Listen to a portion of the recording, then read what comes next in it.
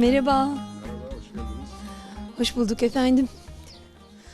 Köy o kadar güzel ki hangi kapıyı çalsak, hangi kapıdan girsek bir tarih var bu köyde.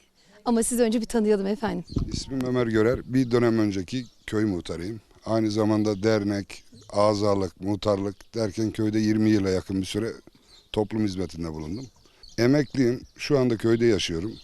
Boş kaldığımız zamanlarda eski kültürümüzü iade etmek adına elimizde bulunan eski kağnı tekerlerini düzenli yeniden hazırladık. Bir kağnı figürü oluşturduk. Figür de değil de yani bir kağnıyı yeniden canlandırdık. Yenilemişsiniz birazcık. Evet. Çünkü öndeki hayvanların koşulduğu koşumlar Aynen, çok eski. boyunduruk Boyunduruklar. düzeni eski, tekerleri eski, ESN'i eski. Biz diğer aksam ahşap olduğu için hep çürümüş, atılmış. Yeniledik. Görsel hale getirdik.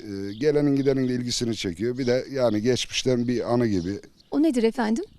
Tırpanın altındaki şu görünen eski çullalık dediğimiz yünden dokunan hani yörüklerin giydiği elbiselerini ördükleri aletin darağı, yani onunla vurarak dokuyorlar. Diğer aksamları kaybolmuş, sadece o kalmış. Biz de onu oraya astık. Burada da bir düven var. Evet. Düven var. Düven taşları eskiden çok farklıydı. Yani ben çocukluğumdan biliyorum.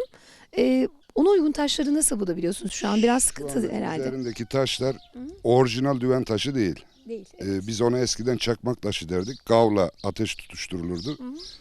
Şimdi bulamadığım için ben yörede en sağlam gördüğüm buraya uyabilecek taşları bunun üzerine ıslatarak yaşken çakıyorsun bunu. Kuruduğu zaman o taşı ağaç vermiyor ve üzerinde öyle kalıyor. Yoksa kuruyken çaktığın zaman dökülüyor.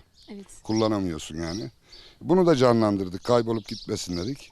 Düven çok eski. Harman dövmek için kullanılan bir araçtı. Bunu birazcık böyle detaylandıralım, açıklayalım efendim. Şimdi, ekini tarladan biçip harman yerine getirdiğin zaman büyük tınaslar yaparlardı. O zaman şimdiki gibi patoz, döver biçer herhangi bir teknik alet bulunmadığı için onların işlevini bu görüyordu. Öküzlere, atlara takılıp o yapılan tınasın üzerine bir taş koyup bir tane de şoför binerdi onun üzerine.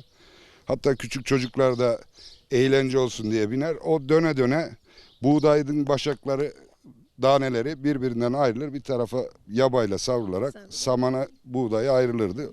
O amaçla kullanılan bir aparat. Zor bir şey. Ben bunları yaşadım. Bir harmandan kaldırmak ekini, nohutu gerçekten inanılmaz zaman alıyordu. Aynen. Gözlerle eledikten sonra bile savur, Allah savur kaç kez elden geçiyor.